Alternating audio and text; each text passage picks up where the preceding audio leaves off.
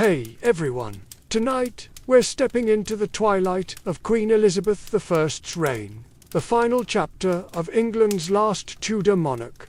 She ruled through a golden age of drama, discovery, and defiance. But beyond the splendor of her court and the strength of her rule lay a woman quietly slipping into history. Her death remains one of the most curious mysteries in royal lore. Before we begin, feel free to like and subscribe, only if this kind of story speaks to you. And while you're here, drop a comment with your location and what time it is. It's always fun to see where everyone's watching from. Now, lower the lights, maybe let a fan hum softly in the background, and let's drift into this evening's story. By the cold winter of 1602, Elizabeth was nearing 70. An age few lived to see in Tudor England. Her carefully crafted image, once flawless and powerful, had started to show signs of the very human frailty beneath the crown. Her brilliant auburn wigs, once symbols of youthful power, now sat atop a body weathered by nearly half a century of rule. For 44 years, she had reigned alone. She had outlived rivals, buried suitors, and silenced every threat that rose against her. But now the iron will that had defined the Queen was beginning to crack. Though her mind was still sharp, those around her noticed something was shifting. Her appetite had waned. Her presence at court had grown sporadic. The fire that once radiated from her throne at Whitehall seemed dimmed, and with the turning of the year, rumors began to whisper through the tapestried halls of Richmond Palace. Rumors that their sovereign was fading. There had been loss, painful personal loss. The execution of Robert de Vaux, the Earl of Essex, in 1601, had struck a deep blow. Though he had betrayed her, leading a failed rebellion and attempting to seize power, Elizabeth I had loved him in her own way. Some said it was motherly affection. Others whispered of something deeper. Regardless, watching him walk to the scaffold tore at her. She never truly recovered from that grief. In her final winter, she would spend long hours standing, refusing to sleep, refusing to eat. Servants noted that she rarely sat, and even less did she speak. When she did, her voice was thin, trailing like smoke. Sometimes she would gaze into the empty fireplace for hours, unmoving, as if staring into something far beyond it, something only she could see. The court began to prepare. Physicians offered tinctures, tonics, and prayers, but the Queen dismissed them all. Ministers gently urged her to rest, to speak, to name a successor, but the once commanding monarch only shook her head. Something weighed on her heart, heavier than politics, heavier perhaps than the crown itself. As March approached, one truth began to settle among those closest to her. The reign of Elizabeth I was quietly, painfully coming to an end. As the days passed, the gloom that filled Elizabeth I's private chamber at Richmond Palace deepened. The once vibrant court, famous for its music, pageantry, and lively discourse, had grown hushed. The Queen, who had dazzled Europe with her wit and resolve, was now wrapped in heavy silks, surrounded by shadows and silence. She no longer held council meetings, nor did she take her usual rides or walks in the gardens. Her ladies-in-waiting, the closest and most trusted women in her life, were dismissed one by one from her room until she remained mostly alone. Even the few she allowed to stay, such as Lady Scrow, spoke only in soft, uncertain tones, unsure if their presence comforted or agitated her. Her mind, they whispered, was slipping. It was during this time that her physicians began to observe something troubling. Not only was the Queen refusing food, she had also started to resist sleep altogether. She would stand for hours on end, rooted to the same spot by her bed or by the window, as if the very act of lying down might bring death closer. When her legs could no longer support her, she would sit stiffly on cushions, eyes fixed on some invisible point, lips moving silently in prayer or thought. Some speculated that she feared death not as a woman, but as a ruler. For decades, Elizabeth I had been the embodiment of England itself. To die meant to relinquish control of her people, her image, and her power. Perhaps that was what she truly feared. The end of control. Physically, her health began to decline in ways subtle but certain. She developed a persistent cough. Her skin turned increasingly pale, and her frame seemed to shrink beneath her ornate gowns. The weight loss was alarming, yet she forbade any attempt to examine her too closely. Her vanity, even in sickness, remained intact. And through it all, one question loomed in every courtier's mind, but was rarely voiced aloud. Was this simply old age catching up to the Queen, or was something hidden, festering beneath the surface? The answer, for now, remained locked behind her lips. Lips that once commanded empires now barely moved at all. To understand the weight pressing down on Elizabeth I in her final weeks, one must look not only at her body, but at her heart, and more precisely at the ghost that haunted it. Robert Dio, the Earl of Essex. Their relationship had been volatile. Essex was dashing, ambitious, and impulsive. He flattered her, defied her, then begged for forgiveness, only to betray her again. In him, Elizabeth, I saw both potential and peril. Despite his arrogance, she had favoured him, elevating him to great influence within her court. But in time, his ambition turned dangerous. In 6001, he launched a coup, a desperate, ill-conceived rebellion to seize power. She had no choice. The crown could not tolerate treason, no matter how charming the traitor. Elizabeth signed the death warrant herself. And when he was beheaded in the Tower of London, something inside her unravelled. From that moment forward, witnesses say, the Queen began to change. It wasn't just sadness. It was as if a deep, corrosive guilt had lodged itself in her soul. Some claimed she carried a locket containing his portrait. Others swore she muttered his name in the dead of night. Whether these tales were true or the invention of romantic courtiers, the effect was undeniable. The Queen, who had once seemed untouchable now, appeared human and deeply wounded. Grief in that age was poorly understood. What we now recognize as depression might have been seen as melancholia, a spiritual imbalance rather than an emotional one. But those around her saw it clearly. Her eyes had dulled. Her laughter ceased. Her energy faded. The courtiers who had once competed for her affection now stepped more cautiously. They feared her moods, unsure how far her sorrow might drag her down. She stopped composing letters. She stopped approving documents. She even stopped attending chapel, a sign more shocking than any given her deeply Protestant faith. And perhaps most telling of all, she refused music. Elizabeth I had adored music all her life. She had sung, played instruments, and surrounded herself with composers and poets. Now she asked for silence. The Queen's heart, it seemed, had broken long before her body followed. As March of 1603 drew near, the decline of Elizabeth I was no longer hidden. What began as grief and withdrawal was now a public spectacle.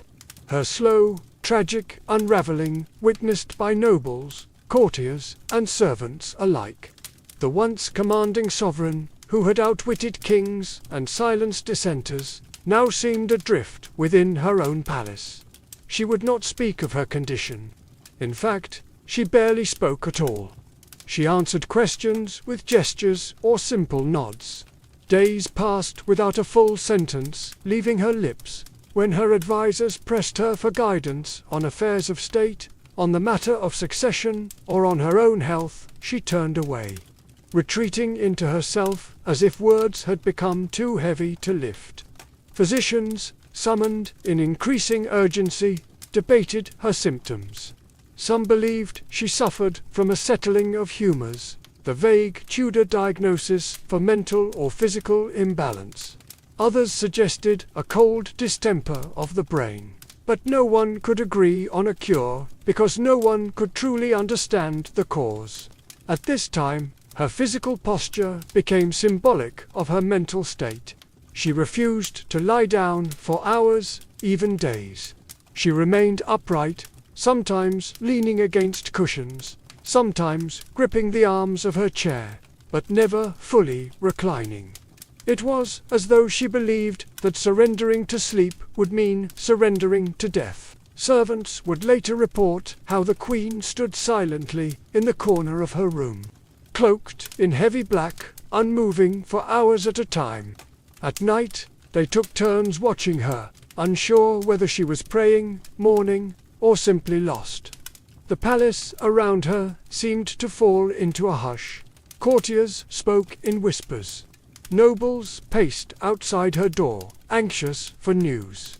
And all the while, the air grew thick with unspoken fear, not just of losing their queen, but of what might come after. The realm had no clear heir, and though Elizabeth had long refused to name one, everyone suspected that James V, 6th of Scotland, would be chosen. But without her voice, without her seal, would her will be honoured? England was no stranger to power struggles, and a queen's silence could turn into a nation's chaos. The silence was no longer just hers. It was England's holding its breath.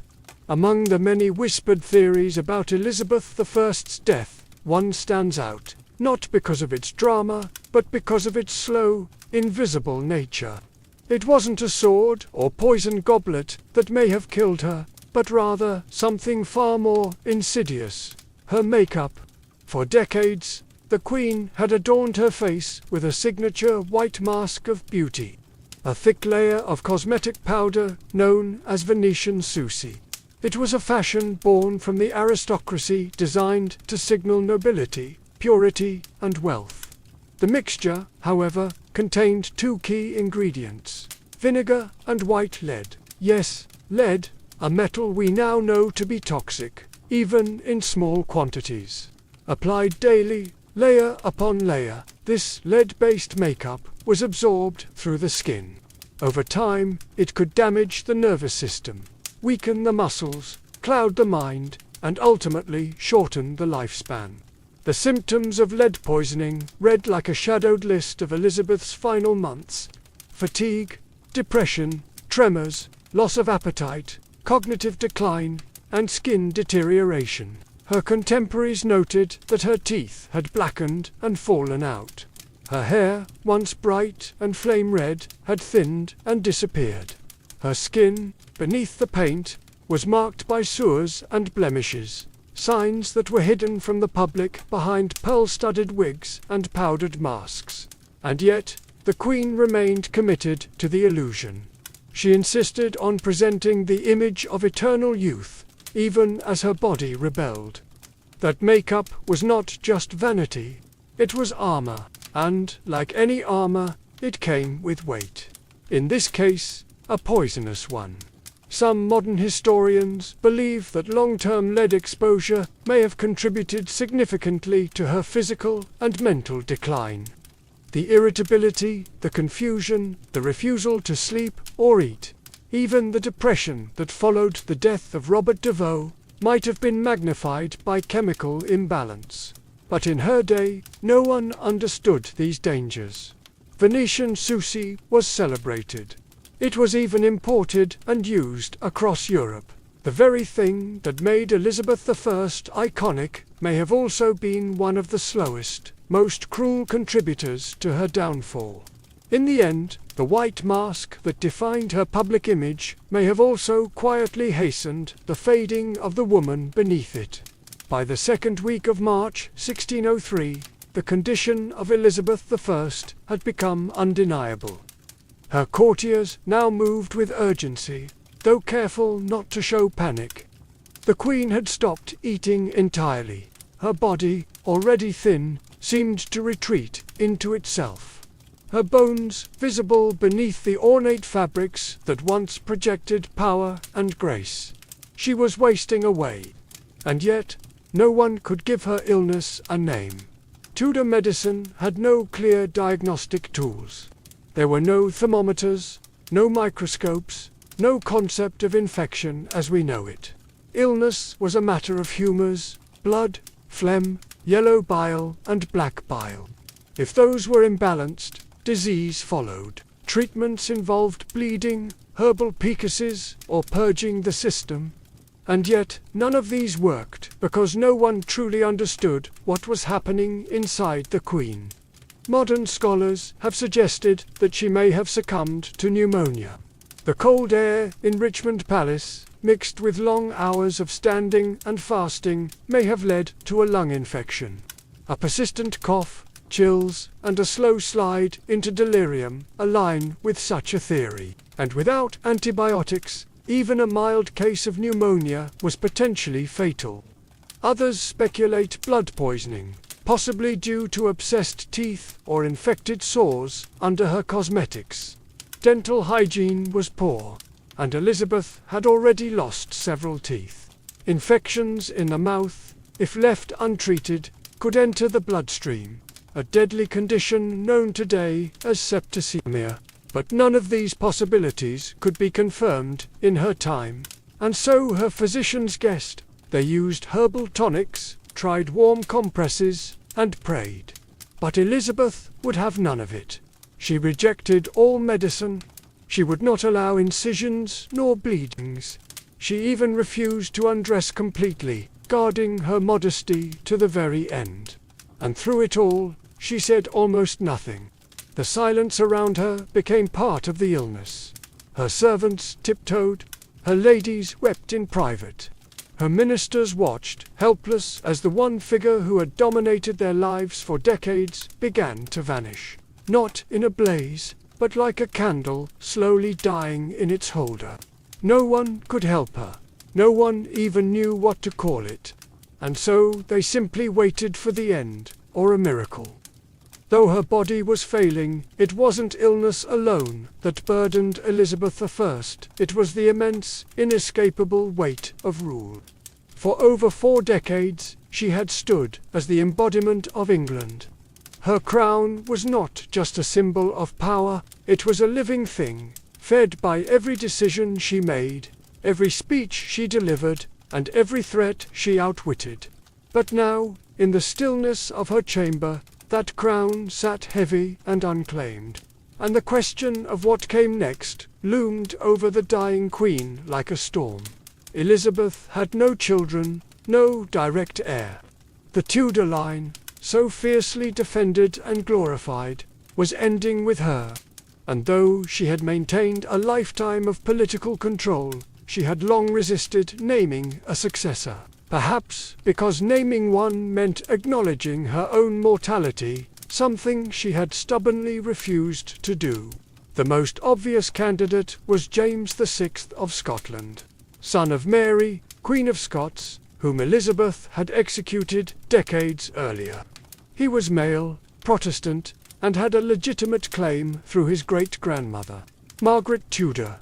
But his path to the English throne would not be simple. Factions existed. Old grudges remained. Catholic claimants still lurked in the shadows. As the Queen's strength faded, pressure mounted on her to make a formal declaration. Ministers, especially Robert Seel, the Secretary of State, pressed gently but firmly. England could not be left rudderless. Civil war was not a memory so distant as to be forgotten. And in a world where monarchs ruled by divine right, the death of a queen without clear succession was a recipe for chaos. But Elizabeth remained silent. Some say she gestured when asked if James should be king. Perhaps a subtle nod, perhaps nothing at all. Others claim she whispered, "I will have no rascal to succeed me," only to later accept the inevitable. But there is no record, no firm confirmation. The monarch, who had delivered some of history's most memorable speeches, would not speak her final decision. It is possible that in her mind acknowledging a successor was equal to surrendering, to admitting that her story, her dynasty, and her era were truly coming to a close. And perhaps that was more painful than death itself. As March drew on, and the hours grew colder, those attending Elizabeth I faced a peculiar and increasingly disturbing reality. The Queen refused to sleep, not occasionally, but entirely. Days and nights blended into one endless vigil as she remained seated or standing in her chamber, eyes distant, spirit detached. To many it seemed that the Queen was terrified not of death, but of what lay between her and death, rest. There were moments when her attendants begged her to lie down, but she resisted with such force that they stopped asking. Her refusal wasn't rooted in stubbornness alone. It carried the weight of superstition and sorrow. In Tudor times, sleep was often viewed as a temporary death, a time when the soul drifted dangerously close to the beyond. And Elizabeth I, despite her formidable logic and intellect, may have believed that if she closed her eyes, she would never open them again. And so she sat, sometimes hunched in her chair, other times leaning against the wall. She defied the limitations of her failing body. The swelling in her legs worsened. Her breathing grew shallow. But still she would not lie in bed. Her servants tried to coax her with music. She turned it away. They brought warm drinks. She waved them off. She did not wish to be comforted, nor convinced.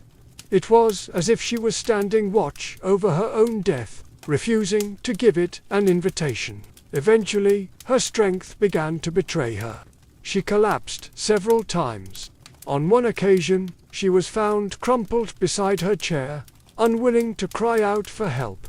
After that, her ladies-in-waiting took turns, staying close, hovering like ghosts of the court she had once commanded. Even they no longer spoke to her unless spoken to first. The atmosphere in the room was one of reverence, sorrow, and dread. When at last she agreed to lie in bed, it was not from peace, but from exhaustion. Her body had given out. She was placed beneath the covers gently, like a fragile relic being lowered into silk. It was the first time she had rested in days, and for many it felt like the beginning of the end.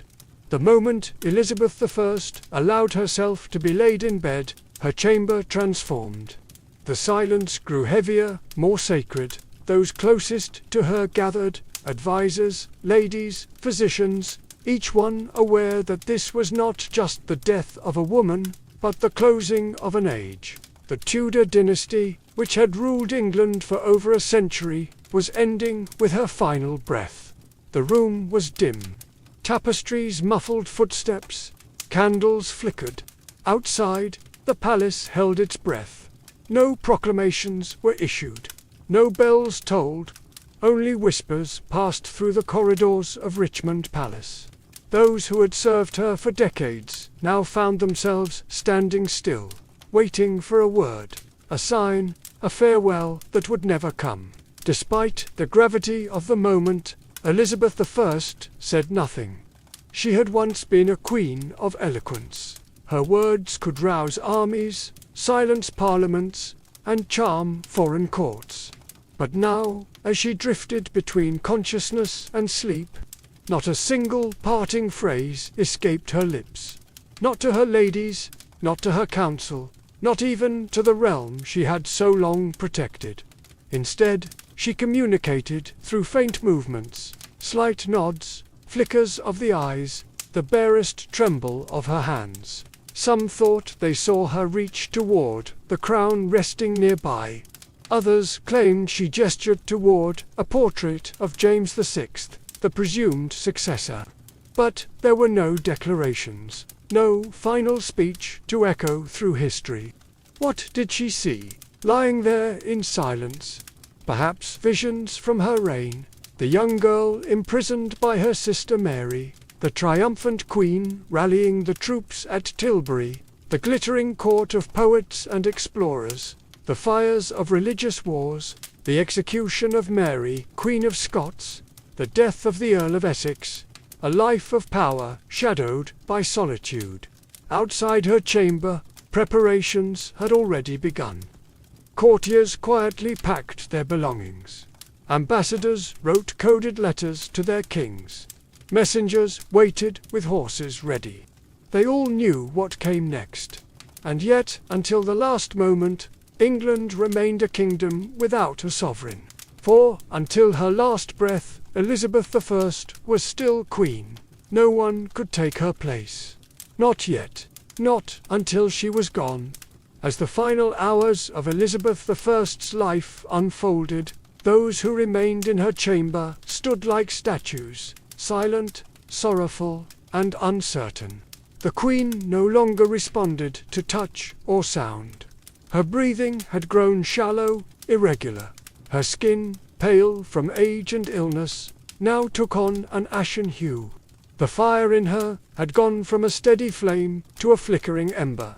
Lady Scrow, one of her most faithful attendants, refused to leave her side. She held the Queen's hand and dabbed her brow with linen soaked in rosewater.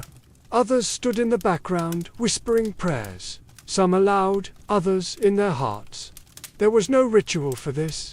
There had never been a monarch like her before. Outside, Richmond Palace was wrapped in a quiet anxiety. No proclamation had yet been made, and still no one dared call her death until the final breath passed. Messengers stood ready at the gates, prepared to ride to Scotland the moment it was confirmed, to deliver the news to James VI, the man who would be king. Inside, time seemed to warp. The minutes dragged like hours, and no one dared speak of what would come next. Even Robert Seel, the chief architect of the peaceful transition to the House of Stuart, stood still, his papers folded in his hand. His greatest political maneuver, uniting England and Scotland under one crown, was moments away, yet entirely dependent on a woman in her final hours. Then, just before dawn on March 24th, 1603, it happened. No cry, no gasp, just silence. The room remained still for a full minute, as if all feared the breath might return. Then, quietly, Lady Scrope covered the Queen's face with a linen cloth. It was over. Elizabeth I was dead. Her passing was not marked with fanfare, nor even with a priest's final rites. She had refused them all. The Virgin Queen, as she was so often called, had died alone, surrounded not by family or heirs, but by the weight of history. A monarch born of scandal, who ruled through storms and fire, now passed into legend with the same dignity she held in life. Quiet, unbending, and ultimately unknowable, the death of Elizabeth I sent a chill across the kingdom, not because it was unexpected, but because of what it left behind. A throne without a voice, a court without direction, and a realm uncertain of its next heartbeat. She had been the only monarch many in England had ever known. Her presence was woven into the fabric of everyday life, her image stamped onto coin and conscience alike. Now that image was still. Immediately after her death, her body was left undisturbed. According to tradition, her ladies kept vigil beside her, whispering psalms through trembling lips. A single candle burned at her bedside. The cloth over her face did not conceal her identity. It preserved it, as though the nation needed one final moment to believe she was truly gone. But while grief settled inside the walls of Richmond, elsewhere wheels were already turning. Robert Seel, perhaps the only man who truly understood the scale of this moment, stepped into motion. His secret correspondences with James VI of Scotland had prepared for this day. Couriers were dispatched, riding with breathless urgency along muddy spring roads, carrying news that would unite two kingdoms. Meanwhile, back in London, the people waited. No bells rang, no mourning was declared. The court kept the death quiet for several hours, fearing unrest or opportunistic power grabs. But word eventually seeped out, first through servants, then to merchants and clergy. The Queen was gone, and with her, so too was the Tudors. There was no child, no sibling, no cousin raised at her side to take her place. Elizabeth had left no personal heir, only the political hope that her choice, unspoken but widely assumed, would be honoured. The Privy Council met in hushed tones. The moment was fragile. The kingdom needed direction, and fast.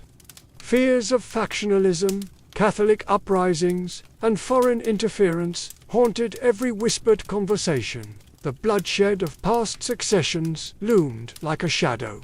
Yet the Queen's long silence had not stopped her government from preparing. Within hours of her death, the Council declared that James VI of Scotland would become James I of England. A new dynasty began. But even as the nation turned its gaze to the future, it did so in mourning. For the woman who had shaped an age and left behind a silence no crown could fill. After the council announced the succession of James VI, now James I of England, the focus shifted to the care of the Queen's body. Elizabeth I, who had guarded her image with almost obsessive control throughout her reign, could no longer maintain the illusion. The mask she had worn, both literal and symbolic, was beginning to slip. In life, she had been meticulous about appearances. She rarely allowed herself to be seen without her full regalia. The white lead makeup, the elaborate gowns, the fiery wigs. Even in her final days, she kept her chambers dark and denied most visitors. Vanity, yes, but also power. To appear weak was to risk everything in a court filled with ambition and knives. Now in death, her body told a different story.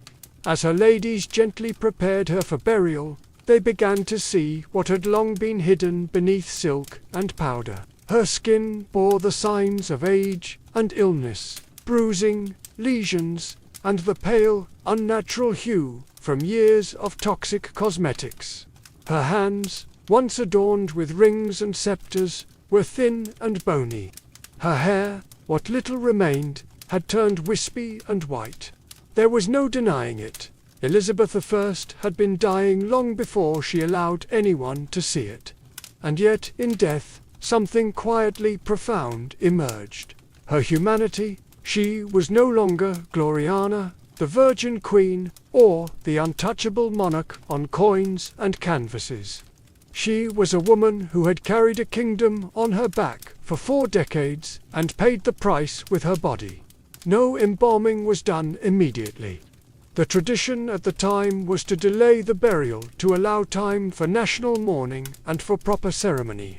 Her body lay in state, dressed one final time in royal robes, crown placed above her brow, orb and scepter at her side. For all the imperfections now visible, her people still came to pay respects not just to the queen she had been, but to the person she had become. A woman of contradictions, powerful and alone, brilliant and burdened, fierce and fragile. The mask had slipped away, but what remained was not less regal, only more real. On April 28, 1603, more than a month after her death, the body of Elizabeth I was finally laid to rest. The delay had not been caused by negligence, but by reverence. England had lost its longest reigning monarch to date, and such a passing demanded a ceremony that would match the magnitude of her legacy. Her funeral procession began at Whitehall and moved slowly toward Westminster Abbey. The streets of London were lined with mourners, nobles, clergy, and commoners. Thousands of faces turned towards the carriage that bore their queen one final time. Some wept, others stood in solemn silence. There were no cheers, no songs, only the tolling of bells and the shuffle of boots on stone. The coffin was draped in velvet and borne upon a massive hearse drawn by 4 horses. Above it sat an effigy of Elizabeth I, dressed in state robes with crown, orb, and sceptre, eyes open, face serene, as if still watching over her people. The image was so lifelike that many believed it to be her real body, propped upright in death. Behind the hearse marched an honour guard, followed by the nobles of her court, members of parliament, and ambassadors from foreign nations. Each step echoed the weight of transition. A queen was being buried, but an entire era was being mourned. At Westminster Abbey, she was interred in the vault beside her half-sister, Mary I. A symbolic reunion between 2 queens once bitterly divided by religion and rivalry. On the tomb, the inscription reads, "Partners in throne and grave, here rest we 2 sisters, Elizabeth and Mary, in the hope of one resurrection." The irony was not lost on historians. In life, the sisters had been enemies. In death, they lay side by side. The funeral marked more than the end of a monarch. It marked the end of the Tudor dynasty.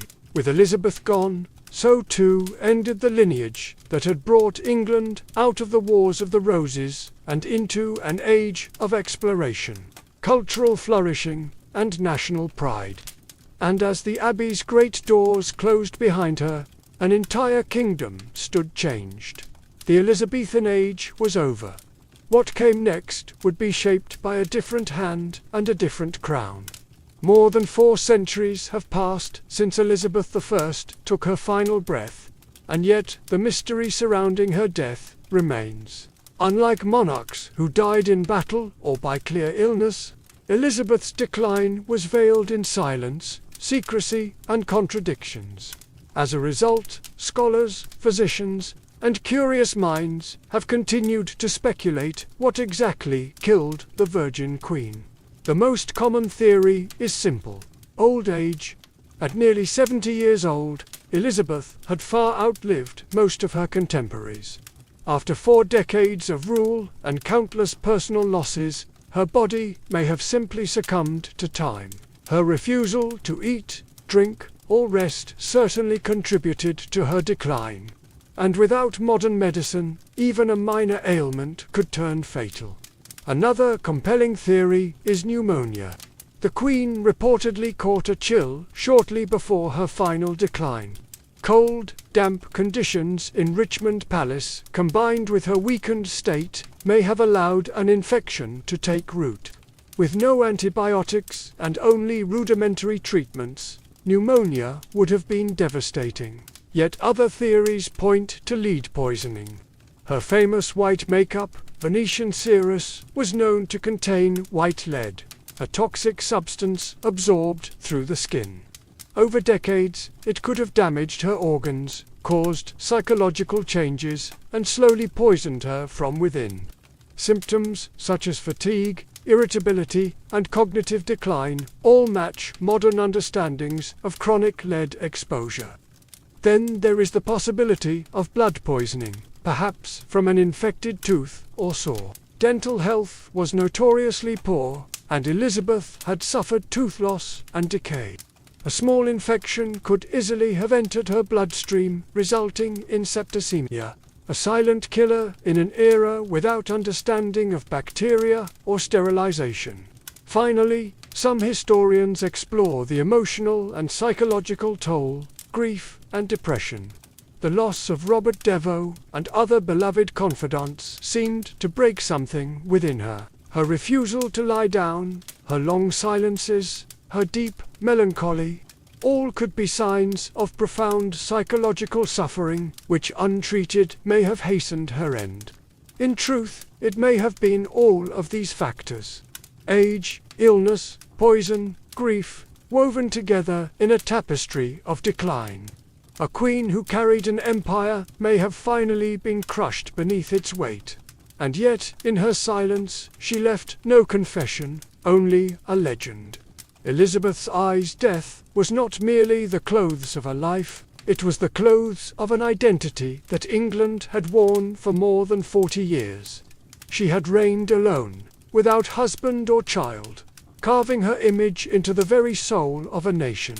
Her passing was quiet, private, and full of unanswered questions. But the echo of her reign thundered into the centuries that followed. The country she left behind was vastly different from the one she inherited. When she first ascended the throne in 1558, England was fractured by religious war, threatened by foreign powers, and teetering on the edge of instability. Through sheer will, political genius, and theatrical leadership, Elizabeth I transformed it into a formidable kingdom, confident, culturally vibrant, and respected on the world stage. Her death, however, revealed the fragility beneath that surface. She had held everything together through force of personality and presence. With her gone, a power vacuum threatened to reopen old wounds. The peaceful transition to James I marked a diplomatic victory, but also a seismic shift. The Tudor flame had gone out. The Stuart dawn was uncertain. And yet, what lingered in the minds of her people wasn't just the politics. It was her persona. The speeches at Tilbury, the defiant rejection of marriage, the cultivated image of the Virgin Queen, the jewels, the gowns, the high forehead, the poetic rhetoric, all of it became mythic. Even her final silence served her legacy. She exited the world on her own terms, offering no last words, no dying gasp for legacy or pity. In life, she had been a master of performance. In death, she let the silence speak louder than any closing act. To this day, historians still debate the details of her death, but few debate her impact. The Elizabethan age remains one of the most celebrated periods in English history. Her name became shorthand for a golden era of poetry, exploration, and national pride. And though her body rests quietly beneath the stones of Westminster Abbey, her story continues to live on in pages, on stages, and in the very spirit of the monarchy she once ruled. She died alone, but she did not die forgotten. Long before chocolate bars lined grocery store shelves and hot cocoa warmed winter hands, cacao was something entirely different. It wasn't sweet. It wasn't even eaten. It was drunk, bitter, frothy, and sacred. And for the ancient peoples of Mesoamerica, this strange and powerful bean held more than flavor. It held meaning. Our story begins over 3,000 years ago, deep in the tropical rainforests of what is now southern Mexico.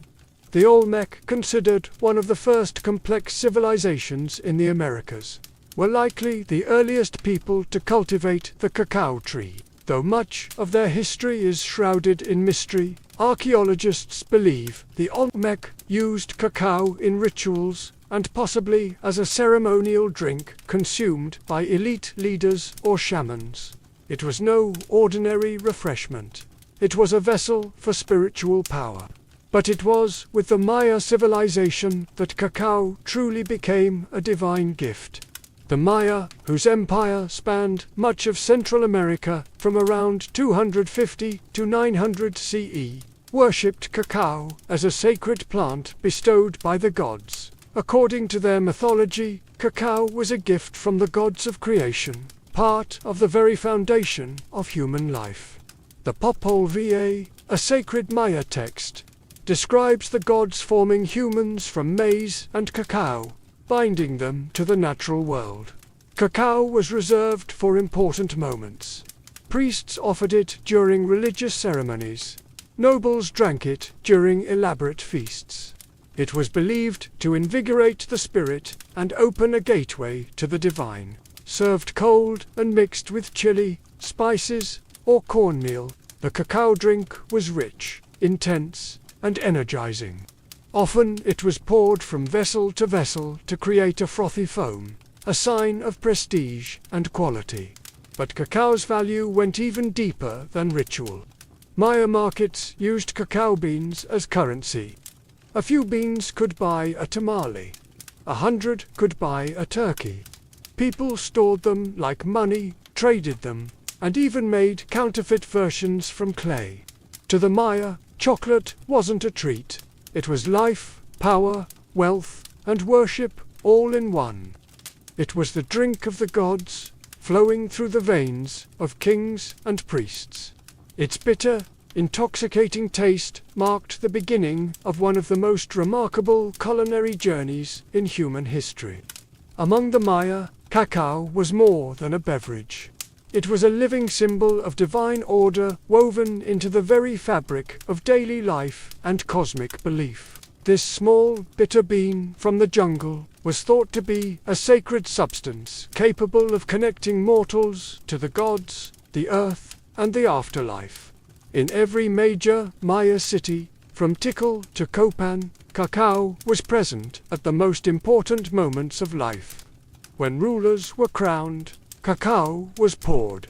When marriages were sealed, it was drunk by both bride and groom. And when the dead were laid to rest, vessels of cacao accompanied them into the tomb, offerings meant to nourish their souls in the next world. Cacao was commonly consumed during religious ceremonies, often by the priestly and elite classes. These drinks were not sweet, nor were they taken casually. They were blended with chili peppers, maize, vanilla, and sometimes even blood. A powerful combination intended to invigorate the spirit and induce visions. It was believed that drinking cacao could bring one closer to the divine, opening the mind to prophecy or sacred insight. The Maya also believed cacao trees were sacred. Their curved branches and brightly colored pods symbolized life, fertility, and abundance. In art, cacao often appeared alongside gods and ancestral spirits. On painted ceramics and carved stele, you can see scenes of kings offering cacao to deities, or gods themselves emerging from the pods as if born of divine fruit. But cacao's role extended beyond religion. It was a staple of the social and economic world. Hosting a guest, you served cacao, negotiating peace. You drank cacao together. For the Maya, to share cacao was to recognize shared humanity, an unspoken contract of trust, respect, and elevated purpose.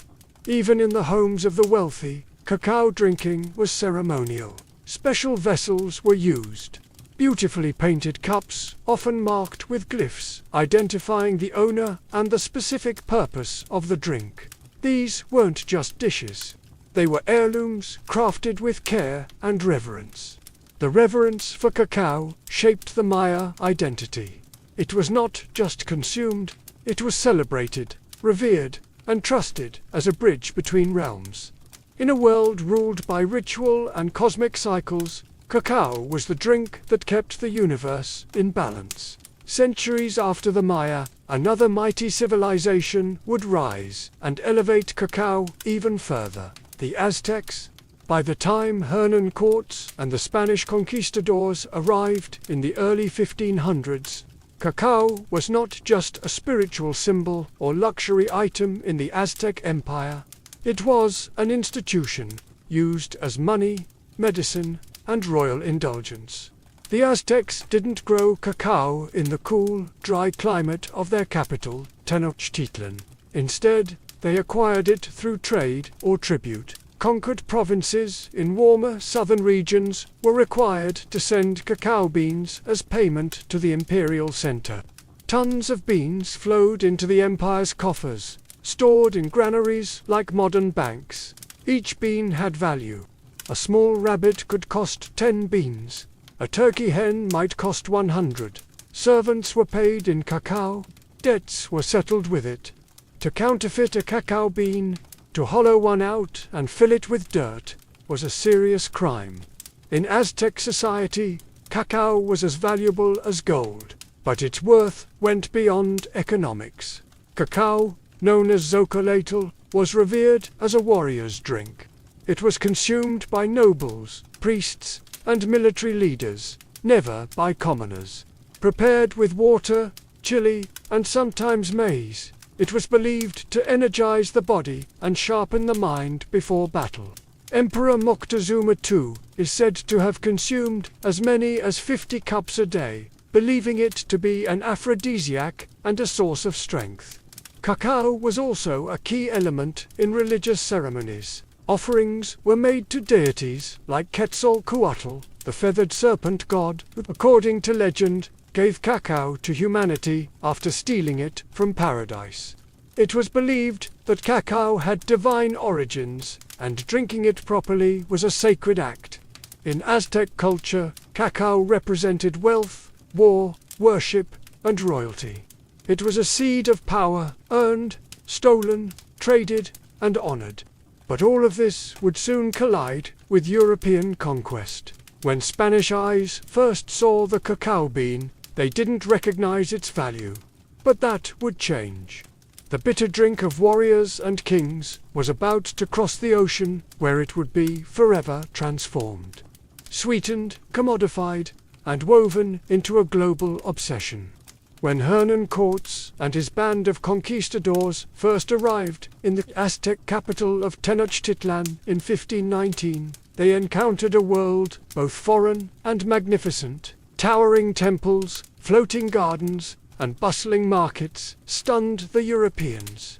But among all the wonders, one thing caught their attention again and again: the peculiar use of a dark, bitter drink made from crushed beans. The Spanish watched as Moctezuma II was served cup after cup of zocolatl in golden vessels. They observed warriors, nobles, and priests treating the substance with reverence. At first, they found it unpleasant, strange, unsweetened, spicy. Some even called it unpalatable. But they also noticed something else: the energy it seemed to grant, the alertness it sparked, and the symbolic power it carried in every corner of Aztec life. Once the conquest was complete and the empire fell, Cortes brought more than gold and silver back to Spain. He brought cacao beans. He brought the knowledge of how to grind, mix, and drink them. And with that, chocolate entered Europe. At first, it remained a curiosity of the Spanish court, an exotic treasure of the New World. Monasteries began to prepare it in the traditional way for nobles and royals only. But the European palate was different. Over time, the chili and maize were replaced with something new: sugar. Sugar changed everything. The addition of sweeteners to the bitter cacao drink sparked a culinary revolution. Suddenly, what had been a sacred, spicy brew of warriors became a sweet indulgence, something seductive, luxurious, and deeply fashionable. In Spain, and soon across Europe, chocolate was no longer a tool of ritual or tribute. It became a marker of wealth and sophistication. Aristocrats sipped it at salons. Royalty demanded it at their tables. It was still prepared as a drink, usually hot, but the flavor had softened. The rituals were replaced with recipes. The power once tied to gods and warriors now belonged to the European elite. But even as chocolate delighted the palates of kings and queens, it carried a new bitterness, one not from taste, but from the human cost. To feed Europe's growing hunger for cacao and sugar, colonial plantations expanded, and behind them, a new system of exploitation and slavery began. The drink of the gods had entered a new world, and it would never be the same. By the 17th century, chocolate had evolved from a sacred Mesoamerican ritual to a fashionable European delicacy. But behind this sweet transformation lay a growing darkness: the union of cacao and sugar, a pairing that delighted European palates, also became one of the driving forces behind one of history's most brutal systems, the transatlantic slave trade. As European demand for chocolate grew, so did the need for raw cacao.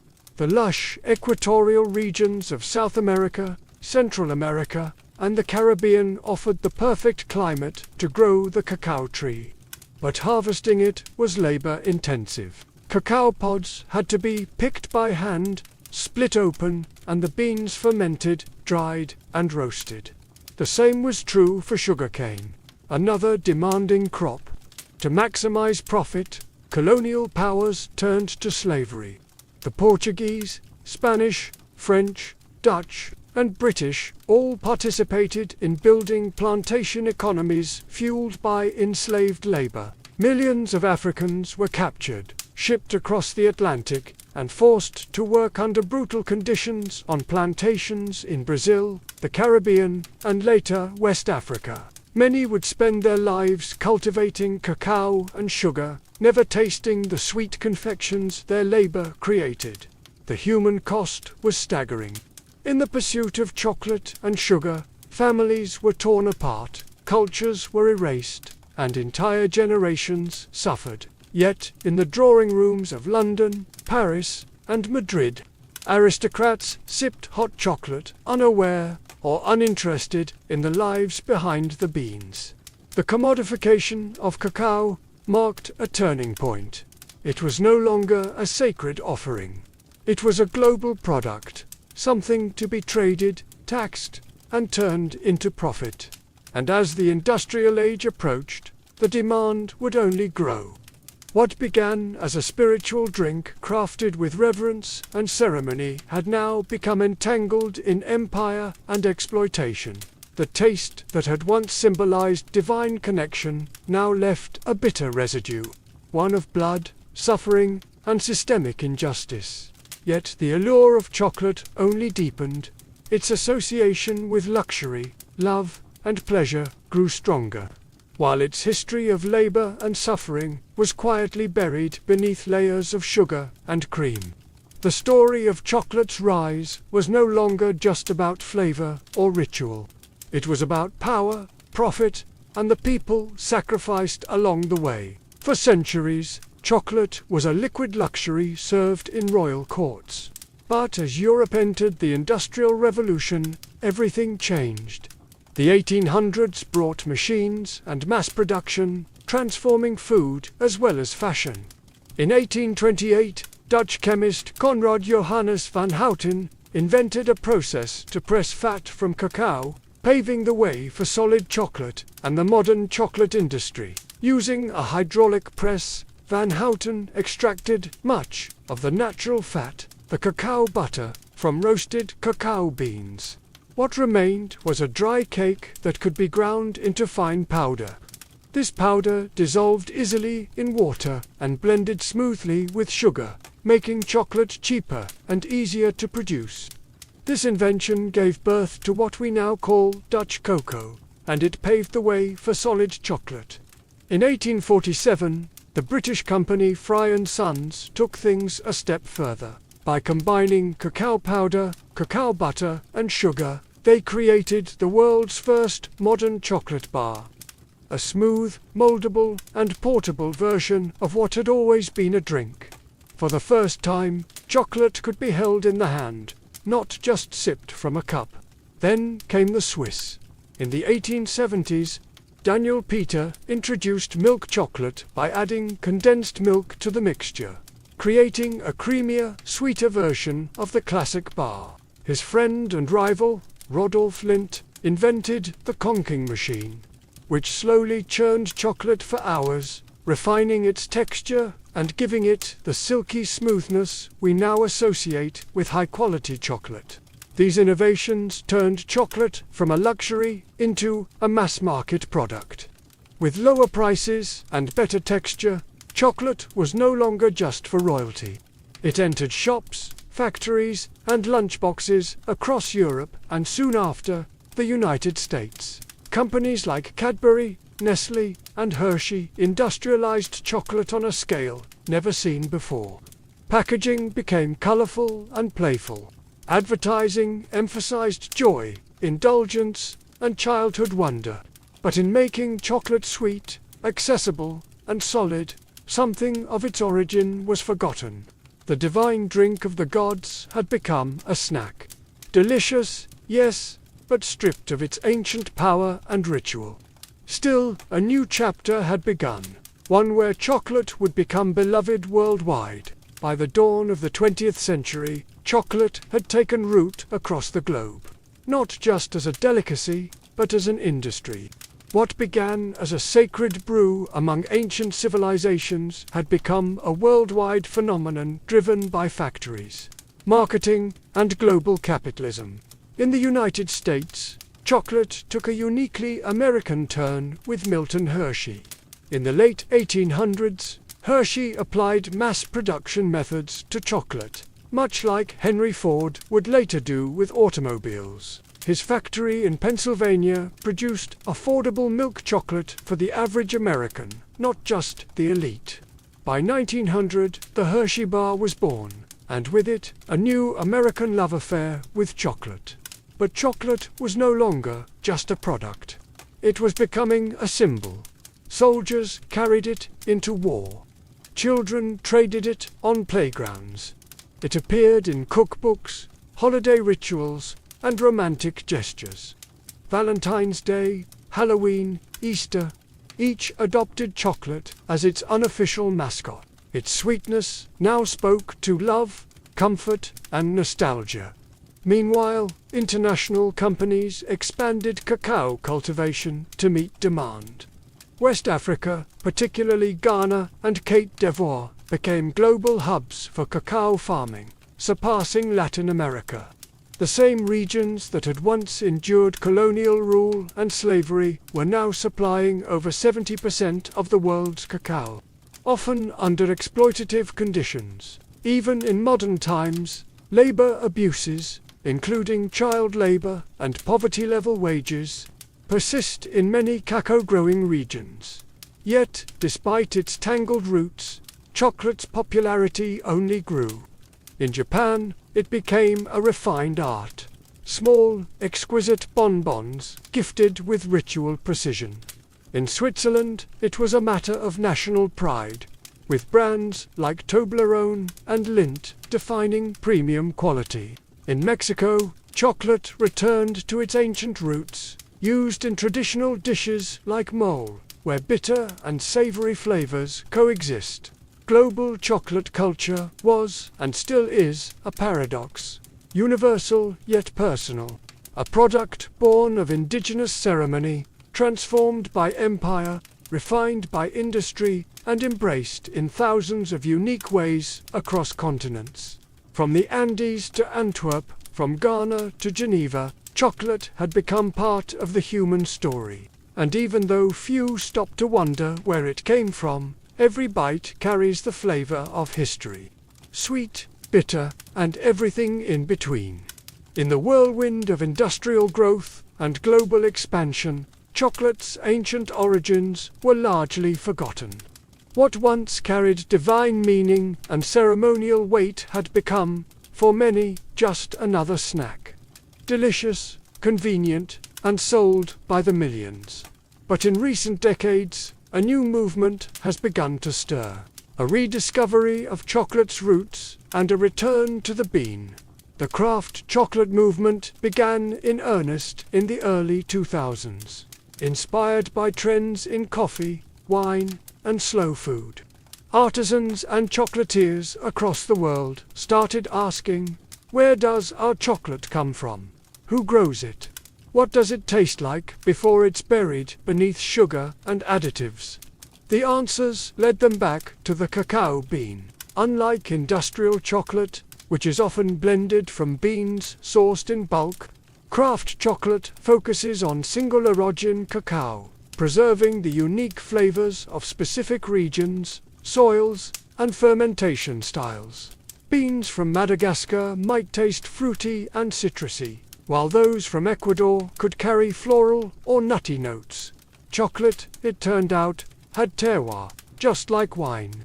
This reawakening wasn't just about flavor. It was also about ethics. With greater awareness came concern over how cacao is produced. Documentaries and investigations revealed ongoing labor abuses, including child labor and unfair wages on cacao farms. In response, many craft chocolate makers began working directly with farmers. paying premium prices for high-quality, ethically grown beans. Labels like Fair Trade, Direct Trade, and Rainforest Alliance emerged, each striving to create a more just and sustainable supply chain. Meanwhile, chefs and food historians began reviving ancient Mesoamerican uses of cacao. In parts of Mexico and Guatemala, traditional drinks made with cacao, chili, and maize regained popularity. Indigenous communities shared recipes passed down for generations, reminding the world that chocolate was not invented in a factory, but in a forest. Museums, books, and culinary tours followed. People began to see chocolate not just as candy, but as culture, rich in heritage, struggle, and story. The world had changed chocolate, but chocolate in its essence had never changed. It was still the fruit of a tree, grown by hand, prepared with care, and shared with meaning. And for those who cared to listen, chocolate once again began to speak, not just in sweetness, but in memory. Today, chocolate is everywhere. At celebrations, in vending machines, inside pastries, and gourmet kitchens alike. It's a symbol of love, luxury, and comfort. But beneath its creamy surface lies a history that's anything but simple. It's a story of gods and empires, of joy and exploitation, of ritual and reinvention. Chocolate, perhaps more than any other food, is a mirror held up to civilization itself.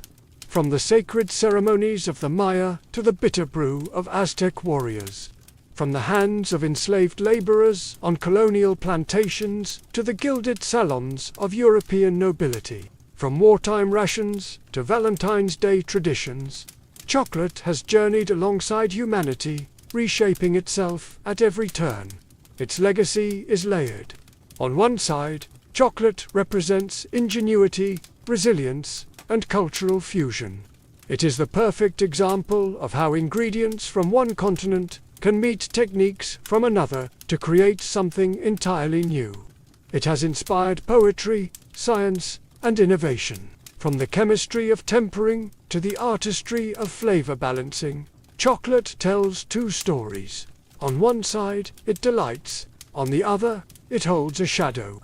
Much of the modern chocolate industry still depends on the labor of impoverished farmers, many of whom have never tasted the chocolate bars their beans help create.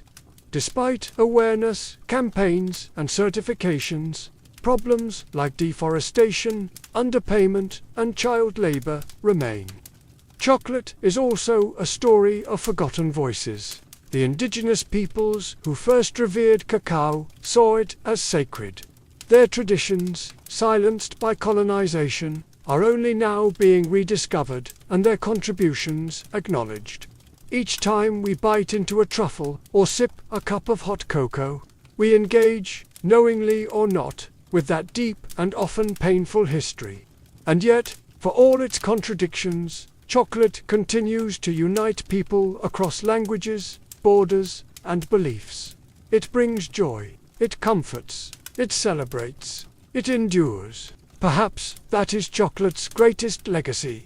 Not just its flavor, but its ability to evolve, to adapt, and to survive the rise and fall of civilizations. From ritual to recipe, from seed to symbol, chocolate has always meant more than it seemed. It is, in the end, not just a treat, but a story. One that even now we are still writing. In the early decades of the 19th century, the United States was a young and growing nation, restless in its ambitions. Its population was surging, and white settlers were pushing outward, hungry for farmland, gold, and opportunity. To many, the promise of the American frontier was a divine right. But, to fulfill that dream, they looked westward, not into wilderness, as they imagined, but into lands already deeply rooted in memory, culture, and life. Those lands belonged to Native American nations. Among the most prominent were the Cherokee, Creek, Choctaw, Chasso, and Seal. Tribes with sophisticated political systems, written languages, newspapers, and schools. These were not scattered bands of nomads. They were sovereign communities, many of which had long tried to coexist with the United States on legal and diplomatic terms. The Cherokee Nation in particular had adopted numerous elements of American society in hopes of preserving their autonomy. They drafted a constitution modeled after that of the U.S., practiced agriculture, and many converted to Christianity. They published a bilingual newspaper. They even sent delegates to Washington. But to white settlers and politicians, assimilation was never enough. What they wanted was the land. Georgia, Alabama, Mississippi, and other southern states began encroaching more aggressively into native territories. They passed laws invalidating tribal governance, nullifying native property rights, and pressuring the federal government to act. The discovery of gold in northern Georgia only heightened the urgency. The land, they argued, was too valuable to remain in native hands. President Andrew Jackson, a former general and staunch advocate for removal, stepped forward with a solution.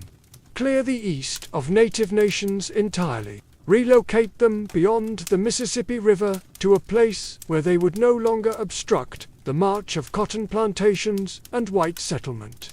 This was not merely policy. It was ideology. Manifest destiny, though not yet named, pulsed through the veins of the American project. The belief that white Americans were destined to expand from coast to coast came at the expense of anyone in their way. And in the 1830s, that meant entire nations of people. Thus, the stage was set, not for progress, but for one of the most sorrowful and shameful journeys in American history, the Trail of Tears. On May 28, 1830, President Andrew Jackson signed into law the Indian Removal Act, legislation that would forever alter the lives of tens of thousands of Native Americans, though cloaked in the language of fairness and voluntary exchange. The act marked the beginning of a calculated and relentless campaign to remove native tribes from their ancestral homelands in the southeastern United States. The act authorized the president to negotiate treaties with native nations, exchanging their lands east of the Mississippi River for territory in what was then called Indian Territory, an expanse of land that would later become Oklahoma. Supporters of the law argued that it would protect native peoples from extinction by placing them far from white encroachment. But, in truth, it was a land grab dressed in the rhetoric of protection. Andrew Jackson, a military hero celebrated for his brutal campaigns against the Creek and Seal, saw removal as a logical continuation of American expansion. He claimed native peoples could not live in harmony with white settlers. Removal, he argued, was not only beneficial, it was inevitable. They have neither the intelligence, the industry, the moral habits, nor the desire of improvement. He once said of native nations, they must perish, or they must abandon their habitations and wander far into the wilderness. Congress was divided, but the bill passed narrowly. In the Senate, it cleared by just 3 votes. In the House of Representatives, it passed by a margin of 5. These slim victories were enough to set into motion one of the most tragic episodes in American history. Some tribes agreed to relocate, fearing war or further loss. Others held out, believing the promises of treaties that offered money, supplies, and safe passage. But these promises would prove hollow for many. In practice, the removal process was chaotic, cruel, and often violently enforced. What the law claimed would be a peaceful transfer quickly became a nightmare of broken agreements, corruption, and forced marches. Entire communities were uprooted, homes burned, crops destroyed. Soldiers arrived at the doorsteps of families, ordering them to pack what they could carry. Behind them came settlers ready to claim the cleared land. The Indian Removal Act didn't just redraw maps, it severed ancestral ties, destroyed lives, and exposed a bitter truth. American expansion was built not only on hope, but on heartbreak. While many tribes faced mounting pressure to sign removal treaties, the Cherokee Nation chose a different path. One grounded not in weapons, but in words and law. Determined to defend their sovereignty, the Cherokee took their fight to the courts of the United States, using the very legal system that had been used against them. Under the leadership of Principal Chief John Ross, the Cherokee drafted a constitution, created a formal government, and asserted their right to exist as a sovereign nation within U.S. borders. They believed that by proving their civilization and political structure mirrored that of the American Republic, they could protect their territory. Their resistance culminated in two landmark Supreme Court cases. In Cherokee Nation v. Georgia, 1831, the Cherokee sought a federal injunction against laws passed by the state of Georgia that stripped them of their rights and lands. The court, led by Chief Justice John Marshall, ruled that the Cherokee were not a foreign nation and thus had no standing to sue. A devastating blow, but the next year, a second case would shift the tide. In Worcester v. Georgia, 1832, the court ruled in favor of the Cherokee, declaring that the state of Georgia had no authority to impose laws on Cherokee territory. Marshall affirmed that the federal government alone could negotiate with sovereign native nations. For a brief moment, justice appeared to be on the Cherokee side. But President Andrew Jackson reportedly responded with chilling defiance. John Marshall has made his decision. Now, let him enforce it.